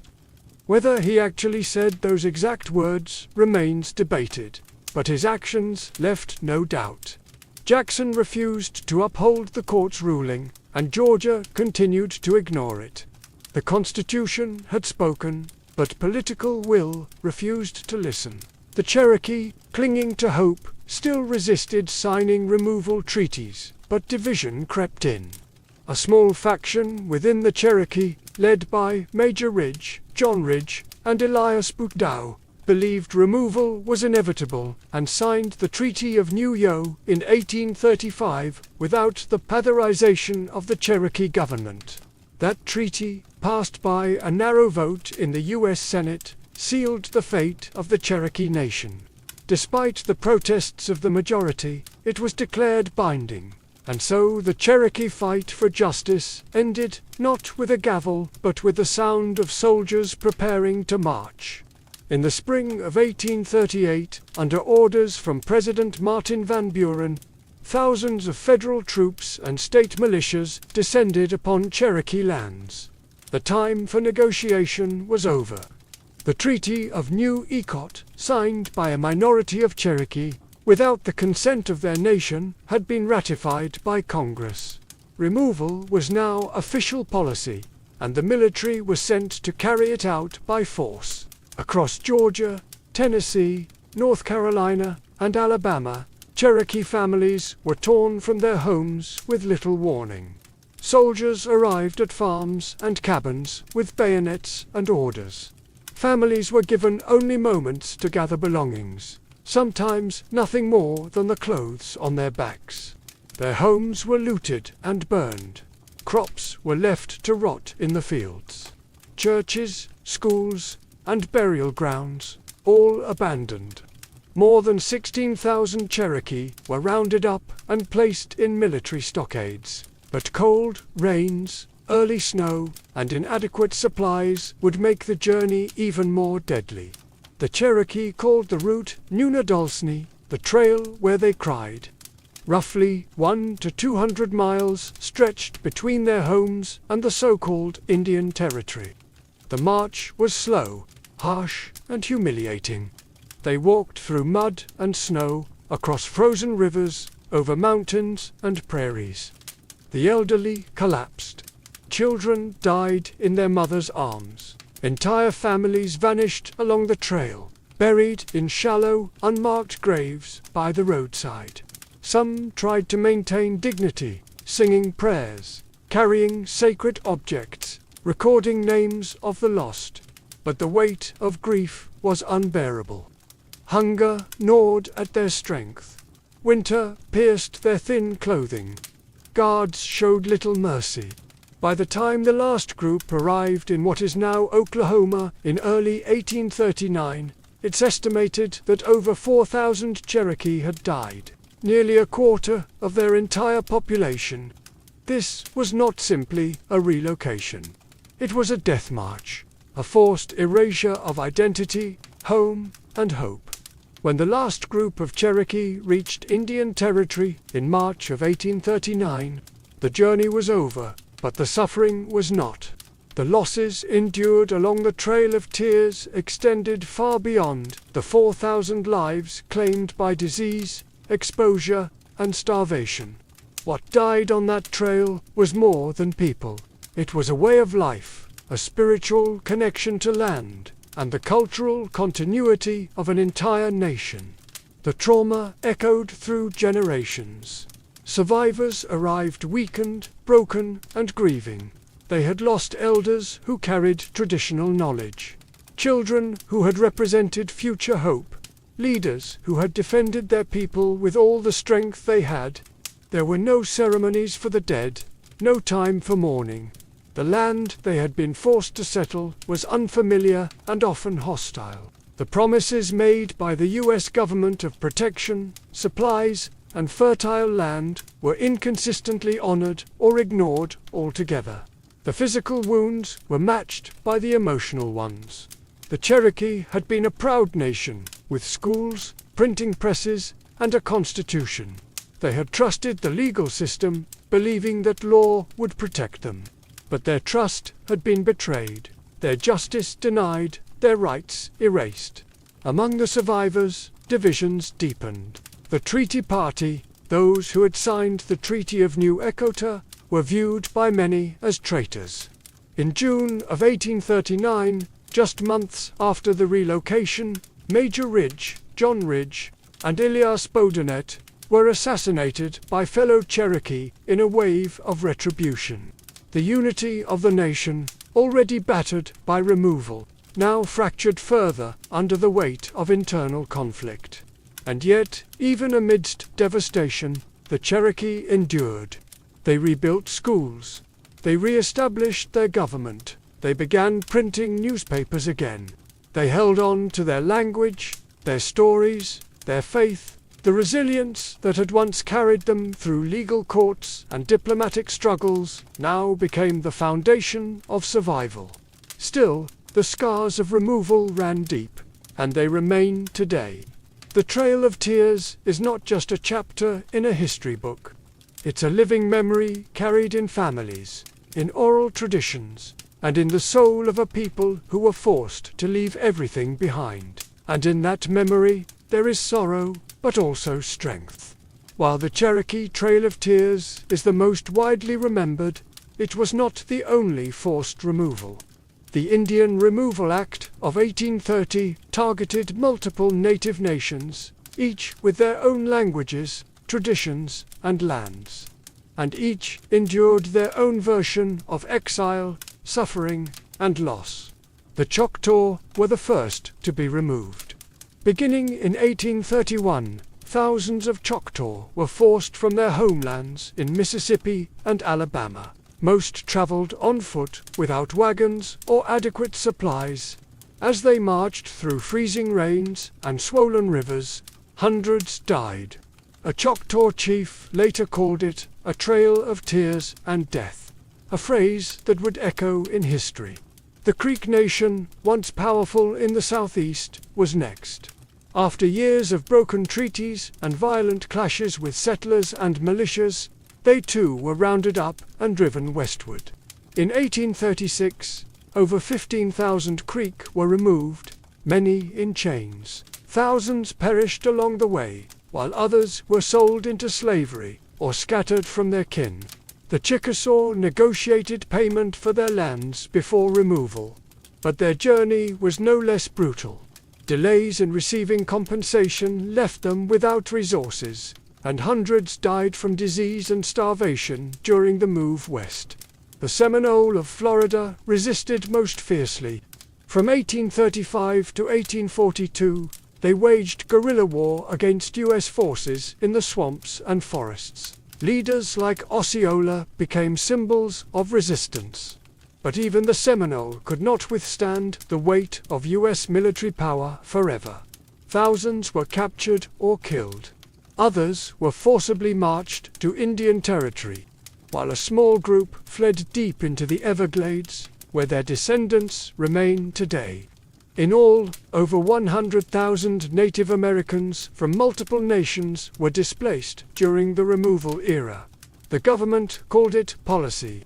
The settlers called it progress. But for Native peoples, it was catastrophe. Each nation's trail was different, but all shared the same themes: betrayal, suffering, and loss. Sacred homelands were stripped away. Cultural centers were shattered. The bonds of community, family, and memory were stretched to the brink. And yet, these nations carried their songs, their languages, and their spirit with them into a new land that did not welcome them, but where they would find ways to survive. When the Cherokee, Choctaw, Creek, Chickasaw, and Seminole finally arrived in Indian Territory, what is now the state of Oklahoma, they found a land that was nothing like the one they'd been forced to leave. The federal government had promised fertile soil, safety from further encroachment, and permanent ownership of their new homes. But those promises, like so many before, would prove fragile. The land was unfamiliar, the climate harsher. For many, it was difficult to grow crops or rebuild homes using traditional methods. Winters were bitter and unpredictable. Summer droughts scorched the earth. Communities were scattered, with many families arriving months apart, or not at all. Diseases followed them: cholera, smallpox, influenza. Grief lived in every new settlement. The government aid that was promised, livestock, tools, food, and money, often arrived late or not at all. Corruption plagued the system. Contractors cut corners. Supplies were spoiled. Resources meant to help resettled families start over were siphoned off by middlemen or bureaucrats with little oversight. Worse still, the land that had been guaranteed as a permanent Indian homeland was soon under threat. As settlers pushed westward and the borders of U.S. states crept closer, new pressures emerged. Railroads began to carve through the land. Treaties were rewritten or ignored under pressure or manipulation. What had been set aside as sovereign territory began to shrink once again. Despite these hardships, the nations worked to rebuild. The Cherokee re-established their capital in Tahlequah and rebuilt schools and institutions. The Choctaw and Chickasaw reorganized their governments. New constitutions were written. Councils met. Churches were built. Farming resumed. Communities began to heal, not by forgetting, but by enduring. And yet, even in Indian Territory, the shadow of removal loomed. Every promise made to protect their new homeland was vulnerable to the same forces that had driven them from their original lands: greed, expansion, and disregard. The land that was promised became a temporary refuge in a nation still unwilling to see native people as permanent, rightful inhabitants. Though many believed they had finally found peace, history would soon prove otherwise. The story of the Trail of Tears didn't end in Indian Territory. It simply turned the page to another long chapter in the struggle for survival, sovereignty, and respect. For decades after the forced removals, the Trail of Tears lived mostly in silence, spoken about in whispers, passed down through family stories, rarely acknowledged in textbooks or politics. It was a wound left open, a shared pain carried quietly by native communities, too often ignored by the nation that had caused it. Yet the memory survived. In Cherokee homes, Elders told the story of the march west, of the cold, of the hunger, of the lost. Songs were sung in mourning. Ceremonies were held in remembrance. Oral history kept the names of those who walked, and those who did not, alive. The land remembered to old trails, shallow graves, and surviving documents marked the route like a scar across the heart of a continent. It was not just a trail of sorrow, it was a trail of survival. The resilience shown by native nations after removal defied the expectations of those who had tried to erase them. In the decades that followed, the Cherokee, Choctaw, Creek, Chickasaw, and Seminole would not only rebuild, they would thrive. They formed new governments, ran schools, printed newspapers, and preserved languages and spiritual traditions. Against the odds, they endured. Still, the silence from outside their communities remained. Not until the late 20th century did wider America begin to reckon, even faintly, with the tragedy of the Trail of Tears. Activists and tribal leaders worked to reinsert the story into national memory.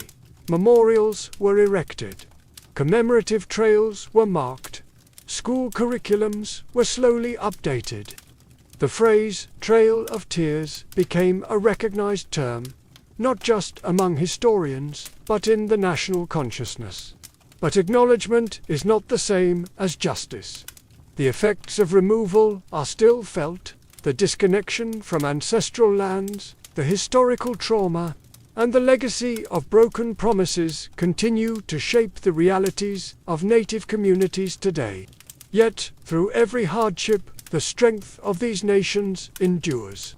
The same spirit that guided them through forests, across rivers, and into exile still lives on in language revival programs, cultural preservation efforts, and the stories told around fires and kitchen tables.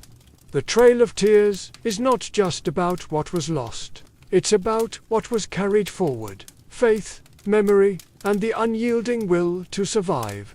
Today, the Trail of Tears is remembered not only as a historical event, but as a living memory, a reminder of injustice, of resilience, and of the strength it takes to carry a people forward when the world turns against them. The route that once echoed with footsteps of grief now serves as a sacred path of remembrance. Across the United States, monuments, trails, and museums mark the journey. The Trail of Tears National Historic Trail, designated by Congress in 1987, stretches over 5,000 miles across 9 states, tracing the paths taken by those who were forced to march westward. It winds through forests, fields, and quiet towns, inviting visitors to walk, if only for a moment, in the footsteps of those who endured it. But true remembrance goes beyond monuments. For the descendants of those who walked the trail, memory lives in community, language, and ceremony. Tribal nations continue to honor their ancestors through annual memorial rides, storytelling gatherings, and language revitalization programs.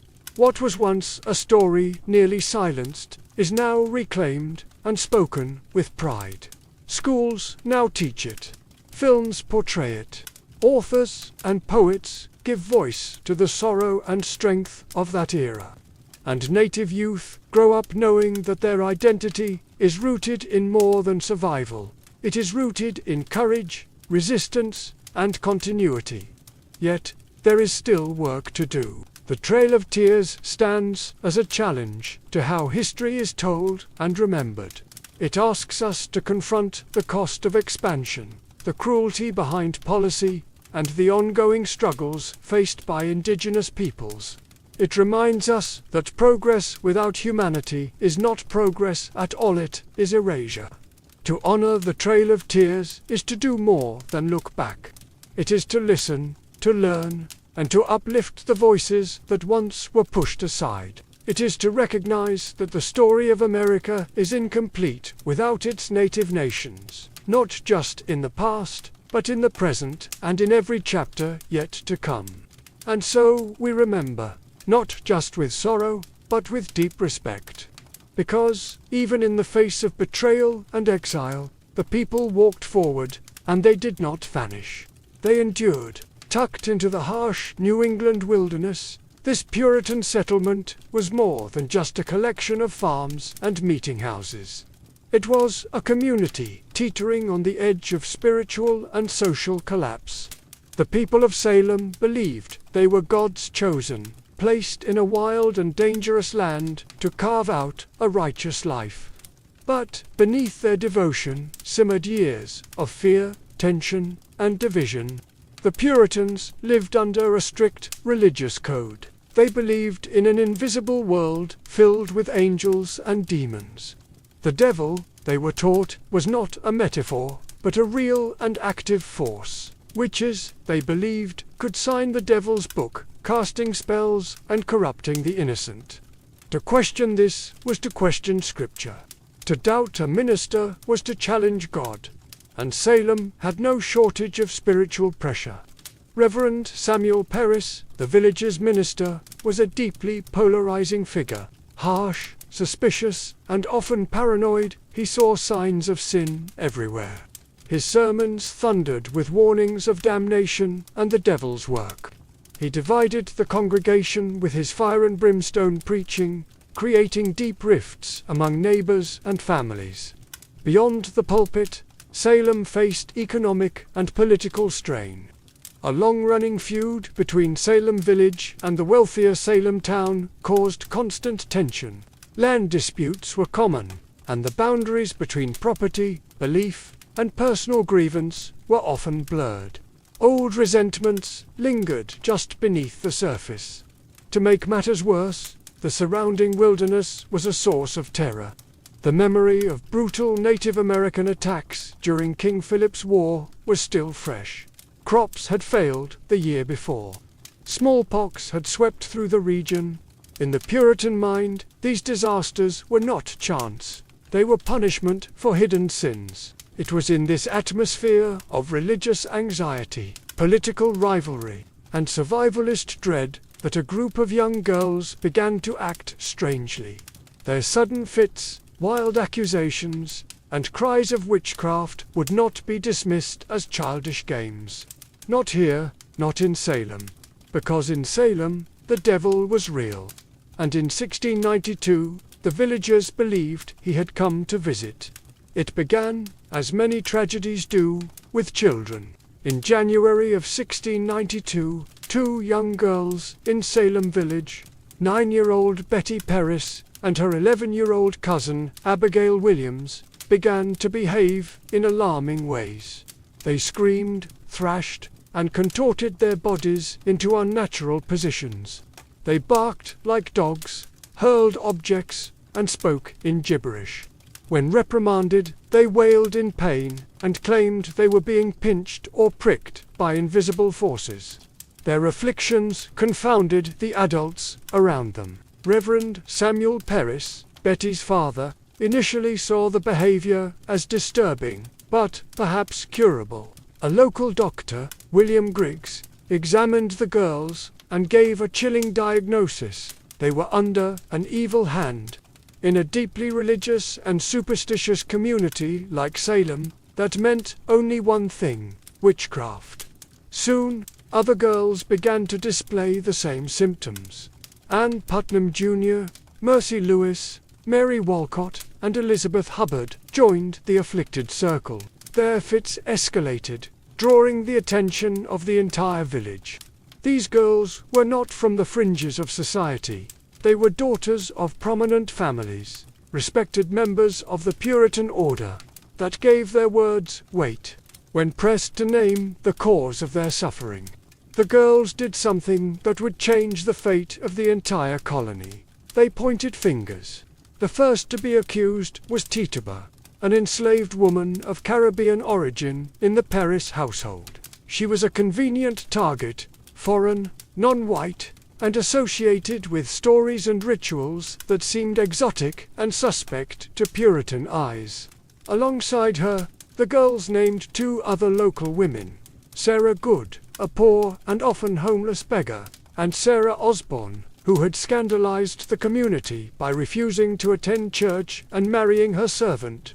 3 women, each vulnerable in different ways, were suddenly the focus of the entire town's suspicion. They were arrested and jailed. For the villagers, this was a spiritual emergency. If witches walked among them, they had to be identified and purged. What had begun as an unexplained illness in a single household now spiraled into full-blown panic. And as the accusations spread, no one, not neighbors, not friends, not even family, would be safe from suspicion. Salem had opened the door to fear, and it would not be easily closed.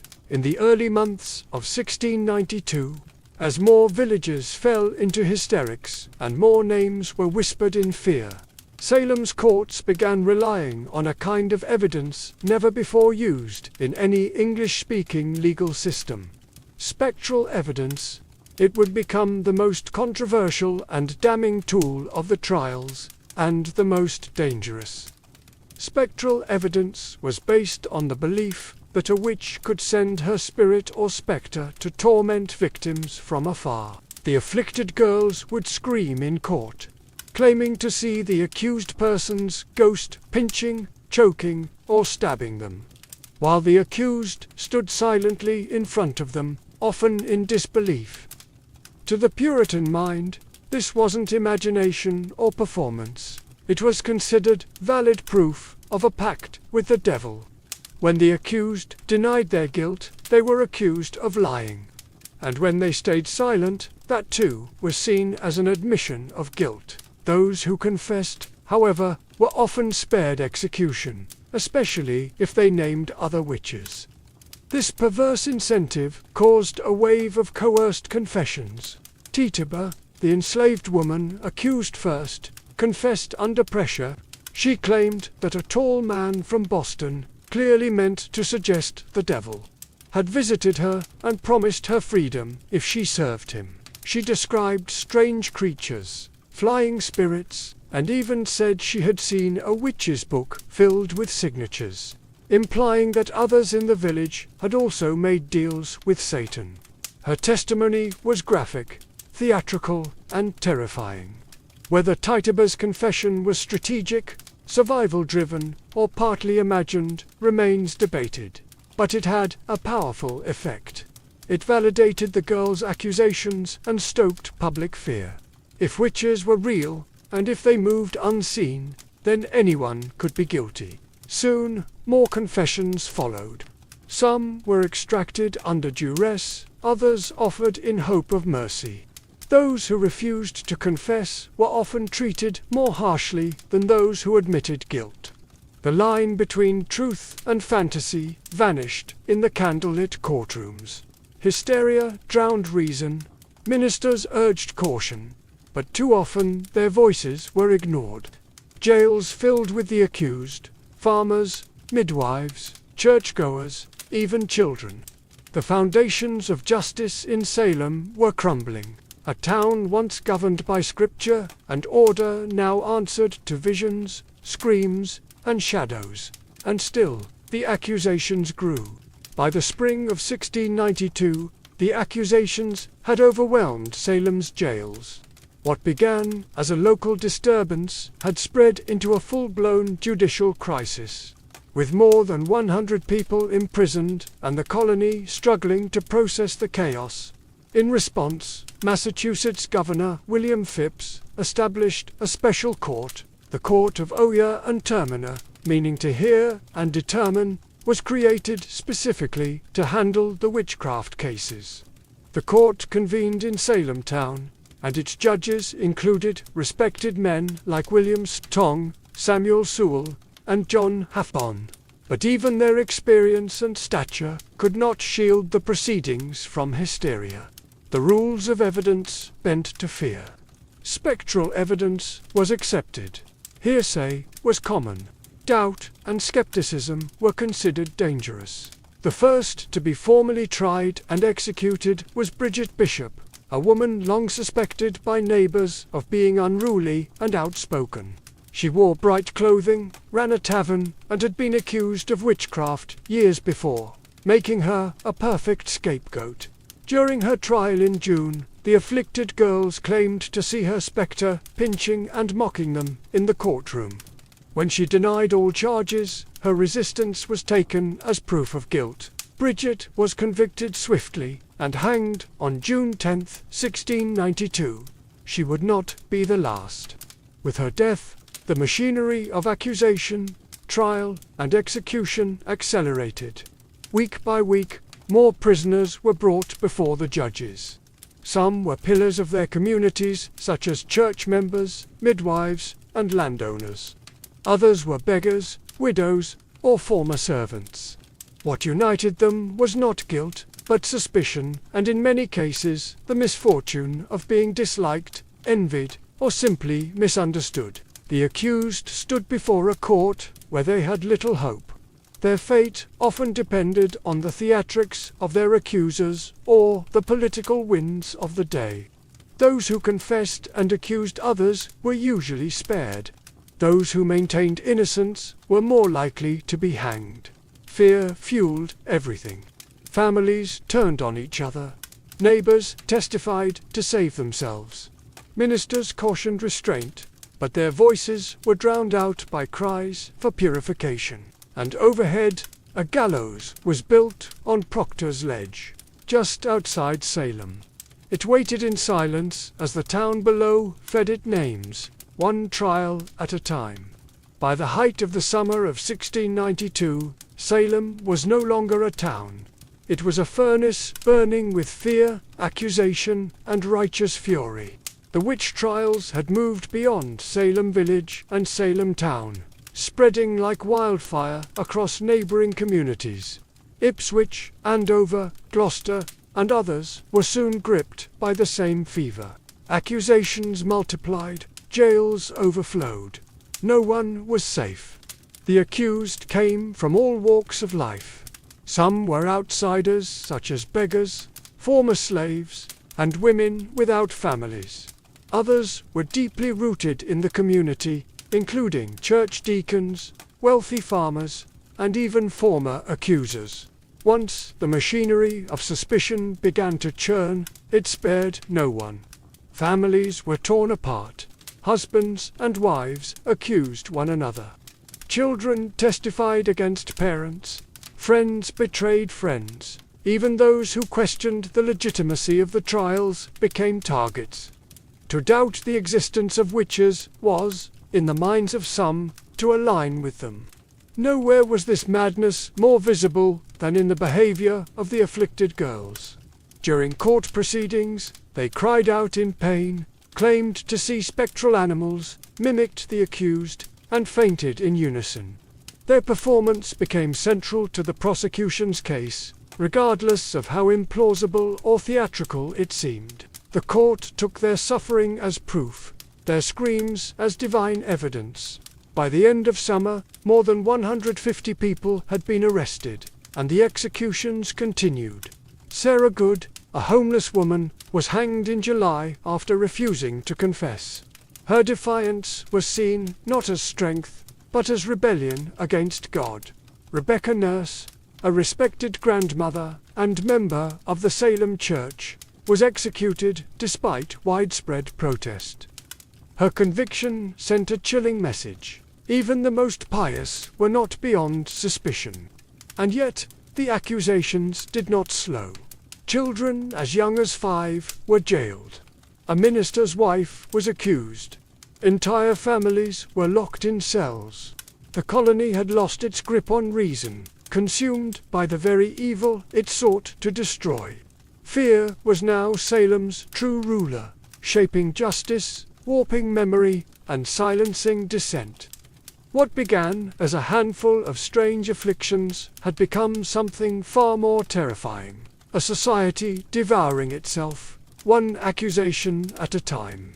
As summer gave way to autumn in 1692, the Salem witch trials reached their darkest depths. The gallows on Proctor's Ledge became a grim fixture on the horizon. a place of ritual execution where cries for mercy were swallowed by the silence of final judgment. The executions were public, meant to serve as warnings. Entire communities gathered to watch. Some came in solemn fear. Others, disturbingly, treated them as spectacles. One by one, the convicted were led to the scaffold, bound and praying until the trapdoors dropped and another life ended in the name of righteousness. In total, 19 people were hanged as witches, 14 women and 5 men. All maintained their innocence. Many died with prayers on their lips or psalms recited through trembling voices. None of them received proper burials. As convicted witches, their bodies were denied church cemeteries.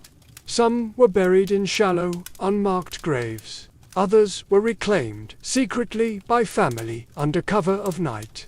But the most gruesome death was not on the gallows.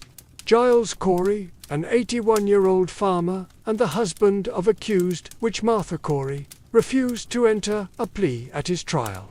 By refusing to speak, he hoped to prevent his land from being seized by the state.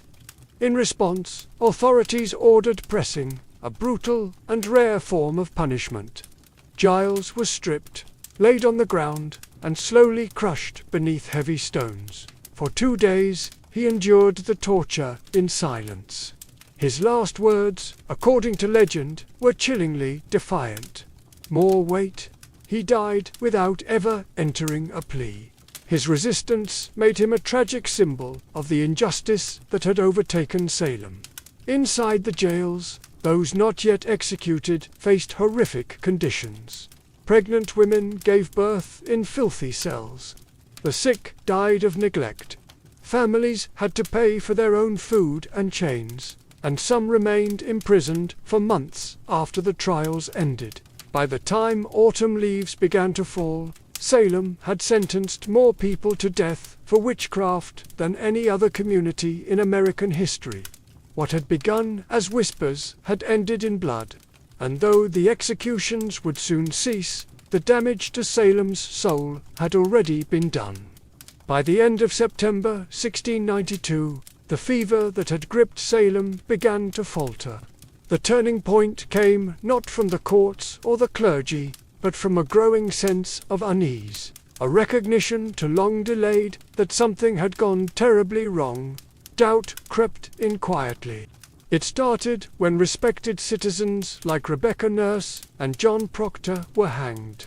If such devout, upright people could be witches, who could be trusted? When Martha Corey, a strong-willed churchgoer, and even the wife of the colony's former governor, Lady Mary Phipps, were accused, the trials began to eat into the upper ranks of society. The hysteria no longer threatened just the marginalized. It threatened everyone. Reverend Increased Mather, a prominent Puritan minister and father of the influential Cotton Mather, delivered a powerful sermon against the use of spectral evidence, the very foundation of many convictions. In his words, "It is better that 10 suspected witches should escape than 1 innocent person be condemned." It was a radical reversal in tone and a quiet indictment of the court's methods. Others began to speak out as well. Ministers who had once supported the trials now urged caution. Families of the accused pleaded publicly. Communities neighboring Salem watched with horror and began distancing themselves. Faced with rising criticism and political pressure, Governor William Phipps finally acted. In October 1692, he disbanded the court of Oyer and Termina. In its place, a new court was created, one that no longer accepted spectral evidence. The change was immediate. Of the remaining prisoners, most were found not guilty. Some who were convicted received reprieves. The executions ended. Still, the damage was done. 19 hanged, 1 pressed, over 100 jailed, dozens traumatized. Families were ruined, reputations shattered. The tide had turned, but slowly. Though the courts changed, it took months to free the last prisoners, and years for Salem to face what it had become. But in that autumn, the panic receded. Silence returned to the gallows. The accuser's screams faded, and Salem, wounded and ashamed, was left to confront the cold reality that it had been not witches but fear itself that had ruled them. When the final prisoners were released in 1693, Salem was left with more than empty cells. It was left with guilt. The trials had ended, but the echoes of accusation, betrayal, and execution lingered in every home and church pew. A silence hung over the town, and beneath it, a deep unease. In the years that followed, many of those involved in the trials began to express regret. One of the most striking apologies came from Judge Samuel Sewall. On a January day in 1697, during a day of public fasting and prayer, Sewall stood before the congregation at Boston's South Church. In front of the entire assembly, he accepted blame and shame for his role in the trials, and asked God for forgiveness. It was a rare act of public contrition, and it set the tone for the years that followed. Others were not so quick to apologize. Some judges and accusers remained silent or stood by their decisions, believing they had acted in good faith. But the growing consensus, especially among clergy, was that the court had erred terribly. Even Cotton Mather, who had initially defended the use of spectral evidence, softened his tone in later writings. In 1706, Ann Putnam Jr., one of the original accusers and only a child during the trials, offered a formal confession before her church. She admitted that her accusations had led to the deaths of innocent people.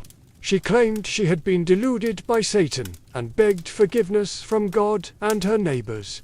Her words were among the few to acknowledge the specific names of the victims. Families of the accused struggled for decades to clear their relatives' names. In 1711, the Massachusetts legislature passed a bill restoring the civil rights of many of those convicted and awarded monetary compensation to their heirs. But the pain remained. Not all names were cleared, and not all families were compensated. Generations grew up in the shadow of the trials. And yet, over time, Salem tried to heal. The town became a symbol not of justice, but of what happens when fear overrides reason, when courts abandon fairness, and when hysteria is mistaken for truth. The reckoning had begun. But full justice, as history often shows, would remain elusive. More than 3 centuries have passed since the gallows stood in Salem, but the legacy of the witch trials endures, etched into American memory not as a tale of sorcery, but as a grim warning about the power of fear, the fragility of justice, and the danger of unchecked belief.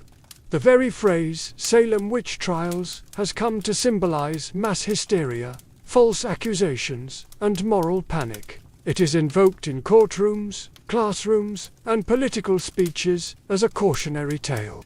Proof of how easily reason can be overwhelmed by suspicion, and how quickly a community can turn on its own. Today, Salem embraces its history, but not without complexity. Museums, memorials, and guided tours draw visitors from around the world. The Salem Witch Trials Memorial, dedicated in 1992 on the 300th anniversary of the trials, features 20 granite benches, each inscribed with the name of one of the executed. They do not list their crimes because there were none. Only names, dates, and final words, testaments to dignity in the face of injustice. Yet, even now, Salem's story is more than just tourism or folklore. It is a reflection of human nature. The trials reveal how fear can become contagious, how power can be abused in the name of morality, and how justice can falter when guided by emotion rather than evidence. In literature, Arthur Miller's play The Crucible gave new life to the trials. using them as an allegory for McCarthyism and the Red Scare of the 1950s. Miller reminded a new generation that witch hunts do not always involve witches, and that the past is never as distant as it seems. The descendants of the accused and the accusers still live in Massachusetts and across the United States. Some bear the burden of ancestral shame. Others carry the pride of resilience and survival. In 2001, more than 3 centuries after the hangings, the state of Massachusetts formally exonerated the last 5 victims, completing the legal clearing of all accused. The Salem witch trials were brief, just over a year in length, but their lessons have proven eternal. They remind us that truth must be defended even when fear shouts louder, and that the gravest injustices can occur not in moments of darkness, but under the full light of day. If you made it this far, you're the real one. As always, my friends, stay curious, stay skeptical, and never stop asking questions. If you enjoyed this story, feel free to like, subscribe, and drift back next time for more quiet tales from the shadows of history. For now, I'll leave you with the soft crackle of the campfire. May it guide you gently into rest, and keep your dreams safe and still.